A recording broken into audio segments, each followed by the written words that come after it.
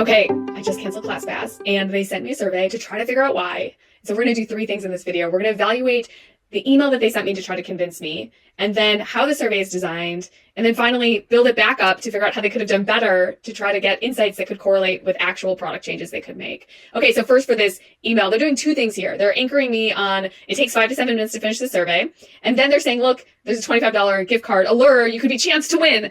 Now this is interesting because this $25 could be very appealing if it was guaranteed. However, they're saying chance to win. And when people evaluate these lotteries or sweepstakes, they're actually thinking about how likely is it that they are going to win. You have a mega lottery and you know when you enter that, it's very unlikely that you're going to win, but the prize is so high.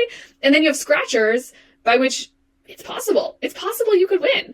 And so usually when you're designing these sweepstakes, you want to fall in one bucket or the other. A really big prize that you know it's unlikely to win, but maybe for a shot you should do it, or something that's highly likely. And this $25 gift card kind of bridges the middle a little bit too much. It's probably low certainty. People are looking at that and saying, probably not going to win it. And it's not big enough to really change my day and make me rearrange my schedule in order to take the survey. So if I were them, I'd make a lower certain prize or a really big, highly uncertain prize to capture either one of those. And then second, there's this time expectations of 5 to 7 minutes. And, I don't exactly know what's going on in this email, the survey writer's head. So in one world, they could say, look, 5 to 7 minutes is super short. I designed a 15-minute survey and I cut it down to be only 5 minutes. You're welcome. And they're thinking 5 minutes is super short. On the other hand, they could be thinking, if I tell people 5 minutes, then they'll create time in their day. They know how long it's going to take and they'll start it when they're ready. And I think both may be a tad misguided. So, we did a study where we basically tried to figure this out, where we said there's 3 conditions. One condition is no expectations, so we're not telling you how long something takes. Another condition is where we tell you it's going to take 2 minutes. And another condition where we tell you it's going to take 10. And by the way, both of these were accurate. We just anchored people on how long, how much they were doing. And what do you think happened? In one world, in the 10-minute one, you're being very kind. You're letting me know how much time it'll take, and I can make time in my day for it. Not so. So in the 10-minute condition was performed worse than the 0 time expectations. Why is that? Well, our hypothesis is when you tell people 10 minutes, they say, great, I'll do it later. When is later? Later is never. In the 2 minutes, you think, okay, I can do this really quickly. Let me just start. In the no time expectations, people may have something in their head and it may not be it's exceptionally quick, right? So time expectations in general feels like something most people want to do. We all have these like little progress bars. Let me tell you how long it will take. I worry deeply about this because when people see how long it will take, they may say this is not something I want to start. And our goal is to get people to start. I once went on a hike and somebody said, let's just go on this hike, Kristen. I said, okay. And about halfway through, I was like, oh my gosh, how long is this hike? And they're like, oh, it's 7 miles. Like, I'm very happy I went on the hike, but I never would have started the hike if you told me up front it was 7 miles. But now I'm on the hike. Am I really going to turn around? And so the idea of kind of setting these time expectations up front is people may not make a decision because they don't want to start. And you're giving the psychological friction right away versus after you've started, you understand what you're getting into, easier to continue and finish. Okay. Speaking of finishing, let's do this. Take survey now. Okay. First thing I noticed, I have looked at the survey before, is that they didn't save my data. And so bummer for the survey designers is that I already went halfway through it. And now I have to redo it again, or I went halfway through it and they're not learning anything from this. Okay. While you're subscribed, did you use your ClassPass membership? So it's a seemingly simple question, but if we were redesigning the survey, it's actually quite difficult because what does use mean? So for me, I used it, but I didn't fully use all my credits every month. So what is in my head is different than what's in the survey designer's head. And the goal of a good survey question is to get those things to be the same, which is you draw out the words use, you define it for people. So when they're answering, it actually represents an interpretation that you could do something with. But for now, I'll say yes. Okay. When you're using ClassPass, what do you think the typical discount was? Now, honestly, I have 0 idea, and this is not an option. So this is another problem with survey questions, is that by asking the questions, people will give you an answer. By the way, this is the same problem with interviews. When you're sitting down with somebody and asking them a question, they'll give you an answer. We just don't know how confident I am. So if I were to say 20%, which kind of is my guess, I actually just don't know. I would say if they were to ask me afterwards, how confident are you answer? And I were to say low confidence, now they know something. They know that I kind of just guessed, but maybe this is a heuristic that I have. But if I were to say high confidence, then it's possible that I already had kind of understood or known what that discount was. And we're going to go with next. Great. Woo! Oh my gosh. So, when we think about, if you've done any product design, you know that this would likely cause people to bounce. They may not complete it. And so the people who do complete it are a special breed of humans. For survey designers, we thank you, for completing this. You know who you are if you were to complete this, but most of us just won't. And so I do worry a lot about these types of questions that are you're getting a survey that's really self-selecting for a different type of person than your average. The first thing I notice here is that, they're anchoring first on cost.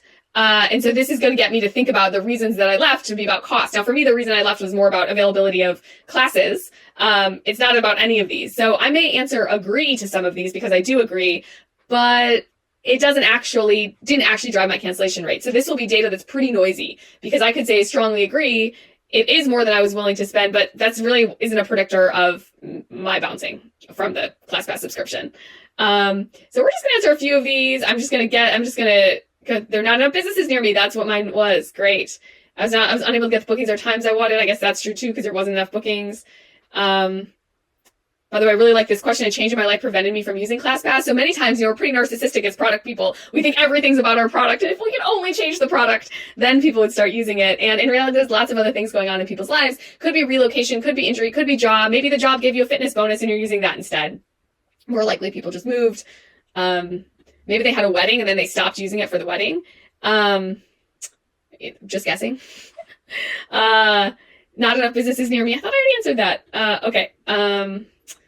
Business I want to go now for a ClassPass, strongly agree. Okay, what is a primary reason? So if I were them, I would move this question up. We'll talk about optimal survey design in a minute, but incremental improvements would be to first ask about this primary reason, which then you could structure the survey to ask more about that reason, because that's really actually what the survey designers are more hoping to get, is really a stronger understanding of this. By taking up so much of your time with this, you're going to have to cut the survey and make some, time up to get to that 5 to 7 minutes.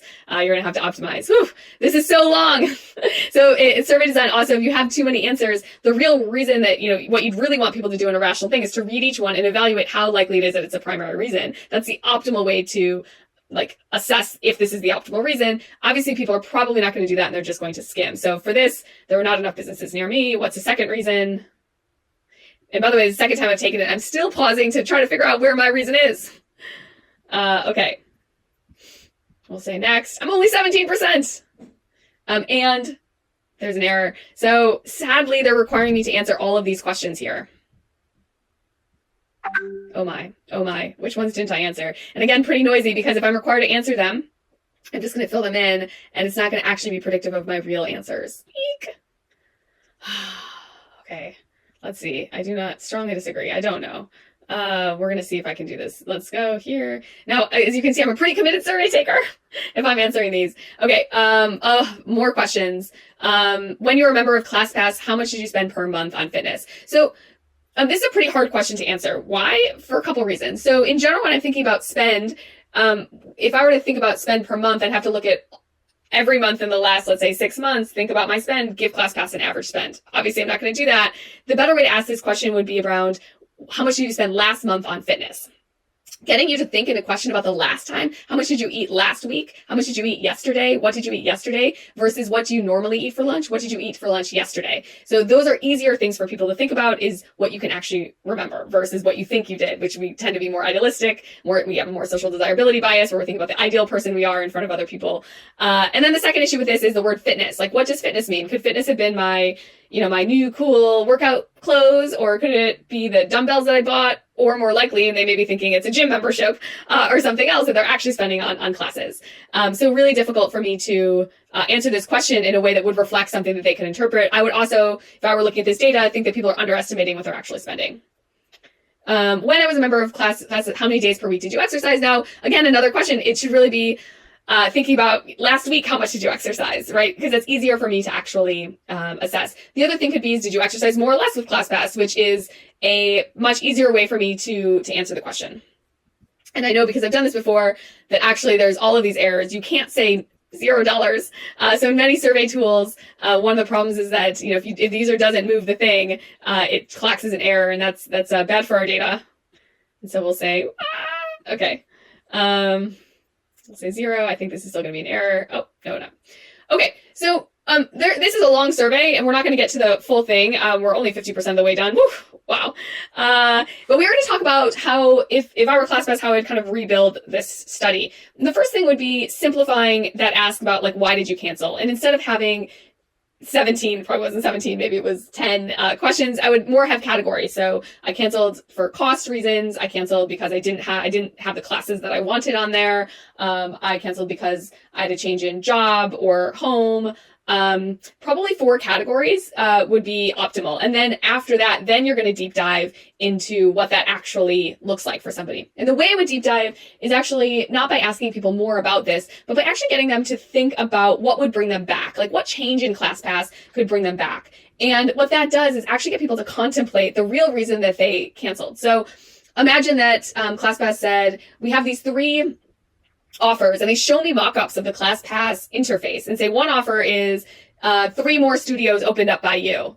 Do you want to rejoin with a 20% discount? Another offer is you get a 60% discount on classes. For 60%, I still want to rejoin because I don't have the classes by me. And so what we're doing here is basically trying to isolate the variable that would actually drive people to change their behavior. When we ask these questions, it's very nice to know, but we're not as close as we want to be to what people would actually do differently, or what ClassPass should do differently because of that. And that's really the insight that ClassPass needs, is what do they do differently because of this cancellation opportunity. So would basically, if I answered something about cost in my primary reason, I'd then have a smart survey that would give me 3 different, incentives or credit systems that would try to figure out if one of those credit systems would cause me to rejoin.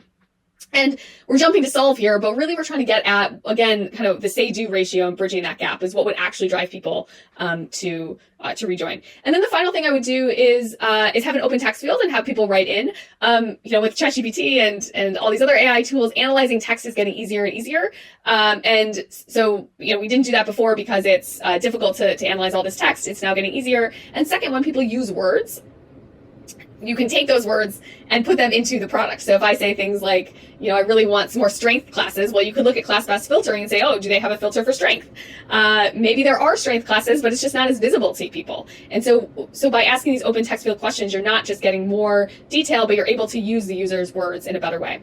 And then the final hack here would be thinking about what ClassPass did really well that I will miss. There's a nice thing of, do you focus on your strengths or your weaknesses? And many times people will say, focus on your strengths. That's your zone of genius. Double click on that. And so it's also possible for a product world that ClassPass could double click on their strengths. What is it that I would miss about the product? And can they re-emphasize this for other current users to make sure that it's being emphasized in a way that would increase the current user's retention? Okay, I don't think I can finish this with you guys yet. It's too long. We're already at 15 minutes. I know that the survey writer did not assume that we would be on a loom talking about this, so we can't critique that 5 to 7 minutes. But this is just too long of a survey. Okay, we'll do one more page. I'm just gonna guess. I'm so curious. What's next? Oh gosh. Occasionally. Okay, there we go. Man, wow. Okay, and this is a nice question here. What is the one thing you could do to make you more reactivate membership? And I think this question still isn't phrased wonderfully because it doesn't actually. This is like just in theory in the future, what would make you? I want free. We want people to make the trade-off here, to really think about, in the next week this discount is here. Would you take it? So when you're asking these types of questions, want it to be more tangible and have people really react to something as if it's an opportunity cost in their life. So it's still going to cost you something, but this discount may be available. Okay, we're out.